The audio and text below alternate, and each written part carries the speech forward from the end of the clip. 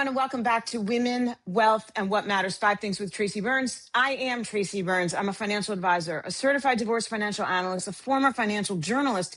And today, I'm actually bringing in another part of my life that I absolutely love. Believe it or not, it is wine. I know it's almost taboo to say that these days.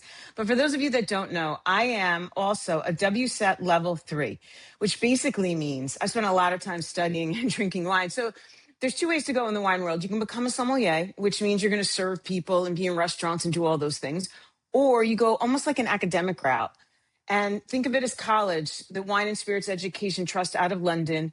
And there's 4 levels. I'm a level 3, or call me a junior, in this wine education process. And I love it. I love the academics behind it, the story behind it. There's geography, science, all the things. So today I'm going to do something a little different and semi-incorporate that. We're going to talk about 5 money conversations you're having this summer. And maybe, because it is the summer, you're having them over a glass of rosé or something like that. Summer's a very funny way of slowing us down, doesn't it? Just enough to start to have those conversations we all avoid. Maybe you're sitting on a porch, or you're sitting on the beach, or maybe you're on vacation with your family, or those adult kids are home for the weekend. And maybe you're sharing a bottle of rosé with someone you love. And suddenly you have something we don't always have the rest of the year. You have time together. It's kind of beautiful.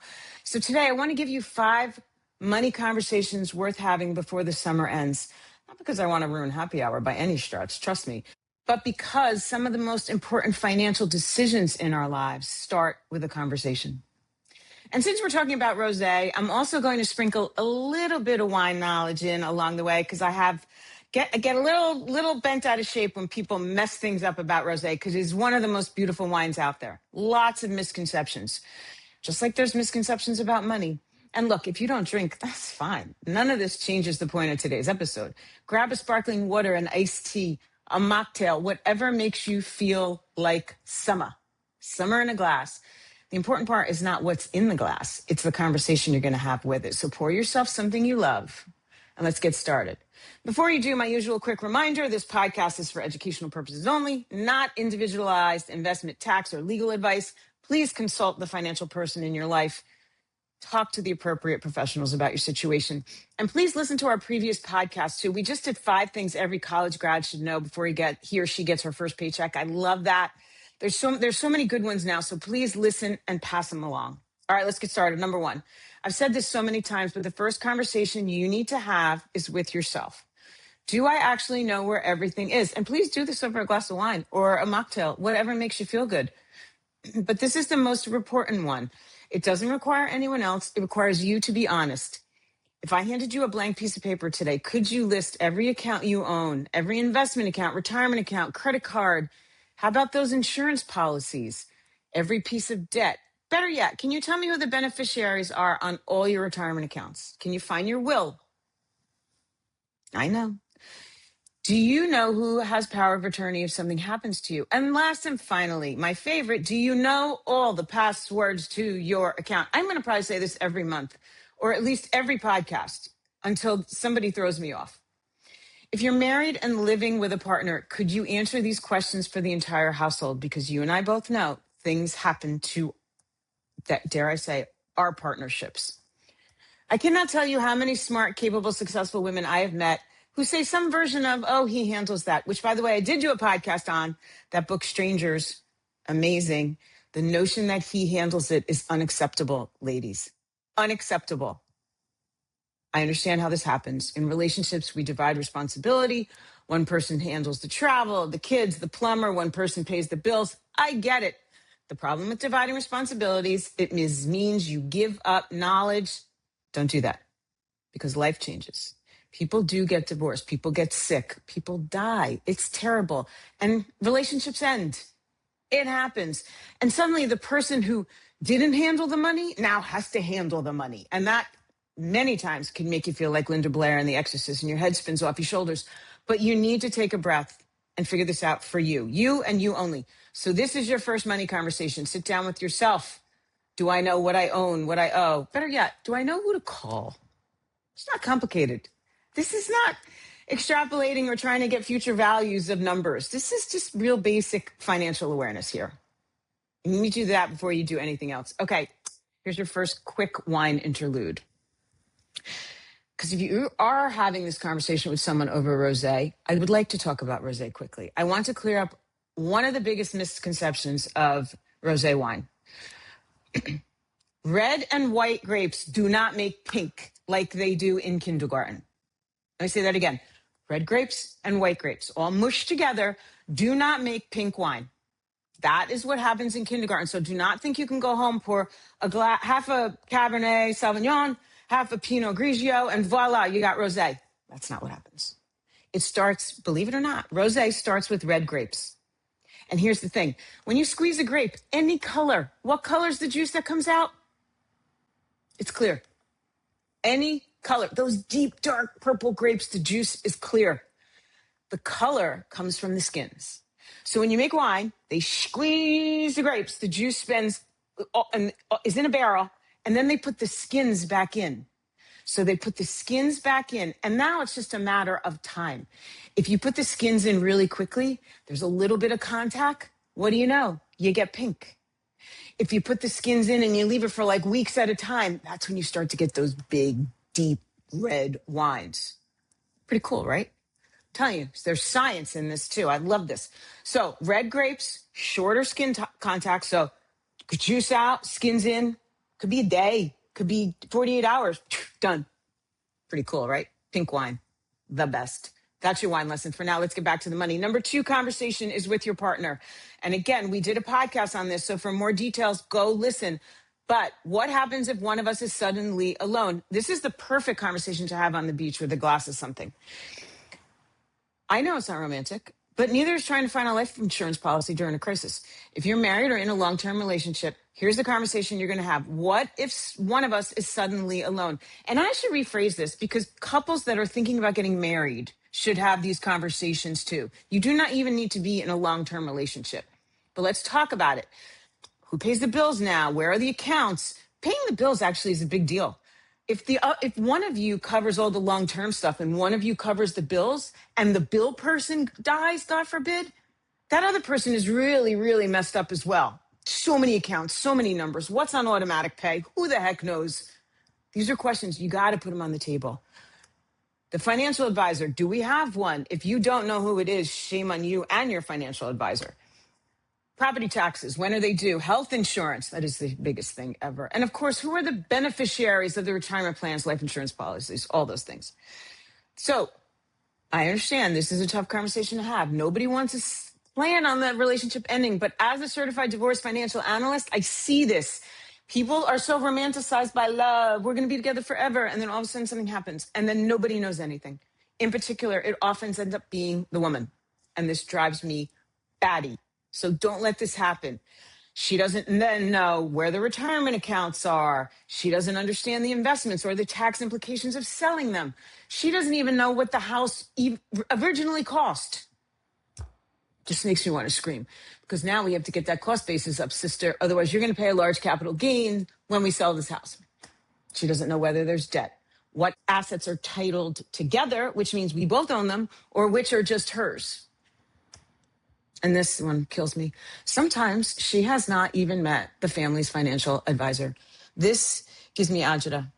This is the problem. I'm not suggesting you sit down over a bottle of wine and say, dear darling, what happens if you die or I leave you? Let's have a little more couth here. Let's ease into it, but have some backdoor version of this conversation. I realize I don't know enough about our financial health. Can we go through this together? Now, if your partner says, no, I got it, you better wake up to that. That's not cool. This is a reasonable question, and you need to know. Marriage is a partnership on all levels. You should be able to answer all these questions. Don't be hard on yourself. Fix it. Number 3, this one kills me. Have a conversation with your parents. I know. What do you want? Where is everything? That's what you need to ask them. Look, we all have crazy old school parents that hide money in socks. You know who you are. And it can be hard, especially because no one wants to feel like they're prying. But nip that in the bud and say, look, I'm not interested in what I get. I don't care. I don't want you to die so I could collect. I want to know what you have and what you want me to do. God forbid something happens to you. That's what we're doing here. I want to help you. How do I help you? Do you guys have a will? Do you have powers of attorney? Who are they? If you have siblings, you guys need to know this. Healthcare directives. Who's pulling the plug? Who's pulling the plug? Who's supposed to make medical decisions if one or both of your parents are unable to do it? Is there an executor? Where are the documents? Do they have an attorney, an accountant, an advisor, long-term care insurance? Oh, God bless them if they do. And of course, passwords. You need to know their passwords. Then we talk about care in their old age. Do you want to stay home if, God forbid, something happens to you? Can we put you in one of those fabulous assisted living places where there's a bus to, the restaurants and the beaches every day, and you can go to the casinos? Like, do you want to go play shuffleboard? Ask these questions. Families miss this stuff. They need to know who's in charge, because if it's all in the afterlife and they're gone and your parents are laughing from heaven and say, it's their problem now, that's not cool. That is not cool, because confusion and conflict start. The summer can be a really natural time. Families often take these big bonded generational trips together. You're on some beachy trip watching the grandchildren run around. Start to ask some questions. It's okay. You don't need a legal pad or a spreadsheet. Just say, hey, we just want to start talking about what we should do if, God forbid, something happens to you both. Who should we call? It's not intrusive. It's responsible.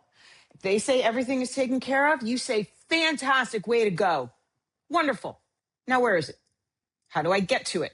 Because taking care of only works if someone could find it. And God, you know what? There is that proverbial bus scenario. I know they like to think one might go before the other, but what if, who knows? They Thelma and Louise it off the cliffs, which I have suggested to my parents. It would make life much easier. Okay. I have to get back to one. I have another wine note for you. And then I promise you that's it. But when people think about rosé, they often think about Provence, which is in France. And for good reason, because it is magnificent rosé. Dry rosés are basically synonymous with the summer and Provence, the south of France.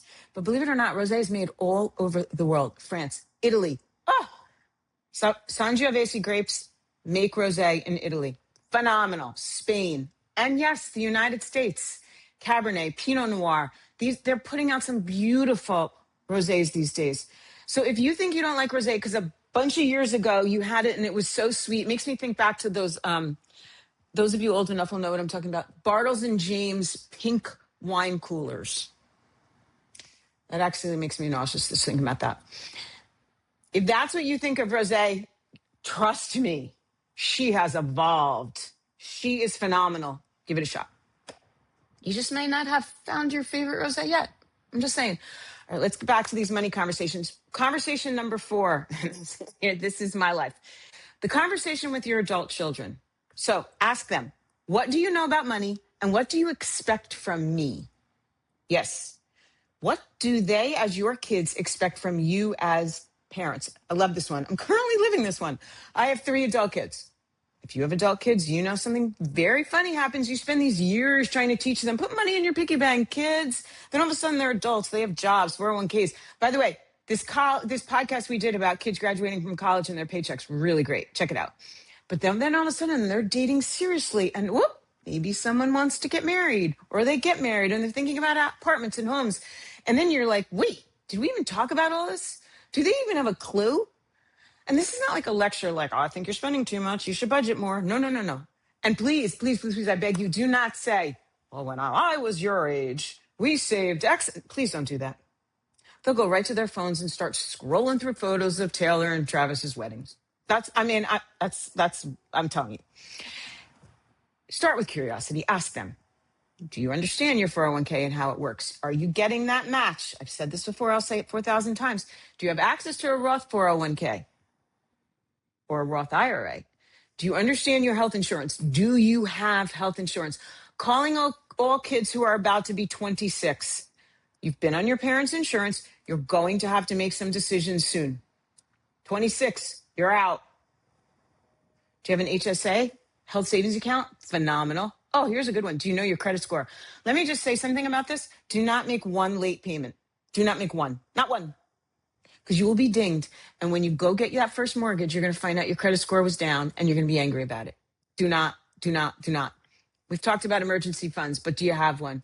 But then there's the other side of this conversation that you have to have. What do they expect from you? This is really what matters. Do they assume you're paying for the wedding? Do they assume you're going to help with the down payment on their first home? What are they thinking?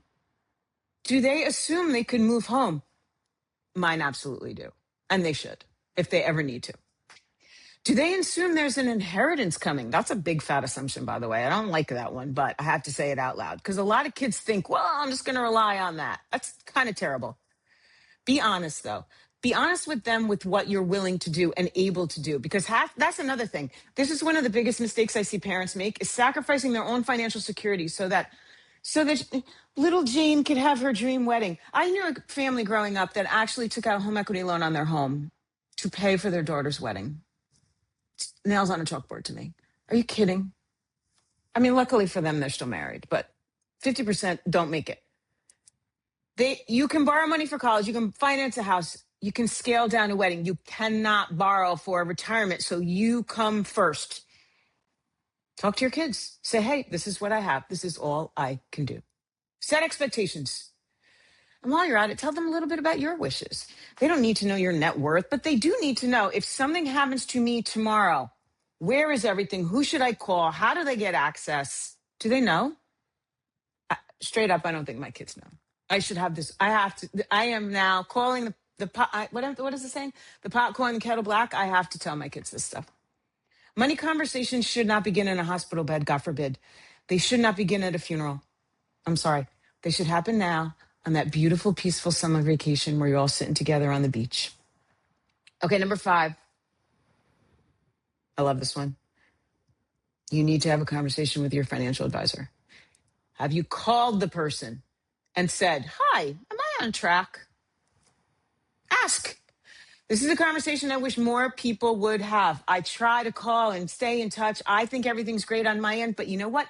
I don't know if things changed on yours. I don't know if the variables are different from when we first created the financial plan. I'm not a mind reader. Wish I was, but I'm not. The only way I can help you stay on track is that you have to help me. What they say about AI, it's only as good as the information you give it. That is the same with me and your financial advisor. He or she is only as good as what we know, the information we have. If all of a sudden something happened and you did get an inheritance, or by the way, you lost your job.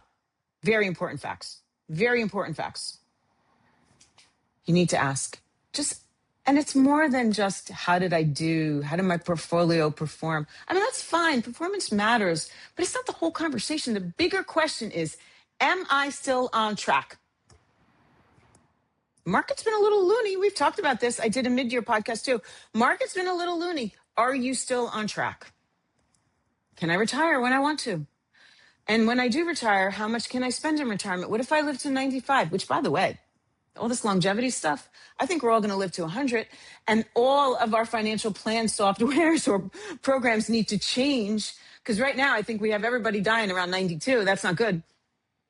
What if your spouse dies first? What if you get divorced?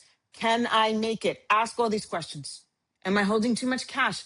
Am I too concentrated in one stock? Again, you know who you are. Am I taking enough risk? Tax efficiency. Ask about all these things. Beneficiaries, are they correct?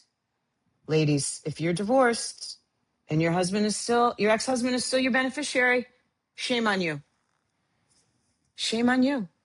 And lastly, too, can I help my children someday? Can I give my children some money without hurting my retirement? That's a great question to ask because you may not know now, but maybe in 3 years, you do want to help little Johnny with his first down payment. Ask those questions. And I'm going to say something else. 2 women, your financial advisor should speak to you. If you can't pick up the phone freely and ask questions, you need a new one. Your financial advisor should speak to you, not around you, not only to your husband, not in a language that is full of acronyms and designed to make you feel stupid. No jargon. No jargon. And don't you dare nod your head and pretend you understand. Your money. Understand it. Ask some questions. Understand what you are paying for because you're paying this person so you understand. Understand all of it. And if you don't ask, that's on you.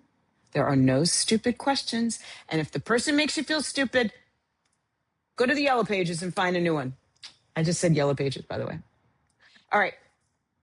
I want you to forget the market for a minute and listen to this carefully.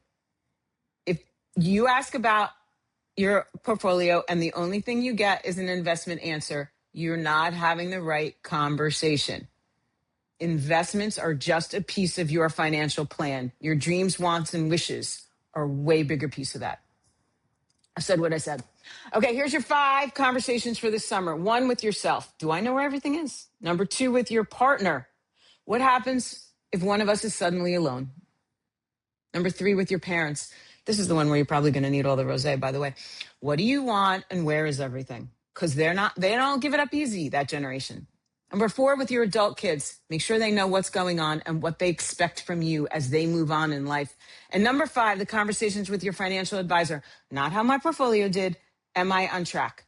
These conversations don't have to be perfect. You don't need a spreadsheet, binders, legal pads, none of the things. Start talking. Start talking. Sometimes you just need a quiet summer night, a little time, sitting next to someone you love, something refreshing in that glass. And since we've been talking about rosé today, I'm going to leave you with one more thought. The best rosé is not necessarily the palest one, because I think people think that. It's definitely not the most expensive one. And it's not necessarily the one that everyone is posting on Instagram. And you know what I'm talking about. It's the one you actually enjoy. No judgments. That is how I feel about everything, all in the wine world. And it's also the same with your finances. Your financial plan does not need to look like anyone else's. It needs to fit your life and your goals, your family, your priorities, your fears. That's it. It's what matters to you. And that's the whole point of this podcast, Women, Wealth, and What Matters. I'm Tracy Byrnes. Thank you for listening. I just feel like I ranted, but it's good. You can find us on Spotify, Apple Podcasts, Amazon Music, and of course, YouTube. And if you want to continue this conversation, TracyByrnesWealth.com. You can find me at Tracy Byrnes on X, at Tracy Byrnes Wealth on Insta, and at Tracy Byrnes on LinkedIn. And if this episode made you think of someone, your sister, your mother, your daughter, your best friend, I don't know, your partner even, share it with them. Better yet, grab something cold to drink, start one of these conversations. Just try. Let me know how it goes. I'm here if you need me. I'll see you next time. Lebenthal Financial Services, Inc. is a FINRA registered broker-dealer. The content of this podcast is intended for informational purposes only and is not intended to be investment advice. The views expressed in this podcast are subject to change based on market and other conditions. Information about the qualifications and business practices of Lebenthal Global Advisors, LLC is available on the SEC's website at www.advisorinfo.sec.gov. Information about the qualifications and business practices of Lebenthal Financial Services, Inc. and its representatives can be found on FINRA's BrokerCheck website, which is brokercheck.finra.org.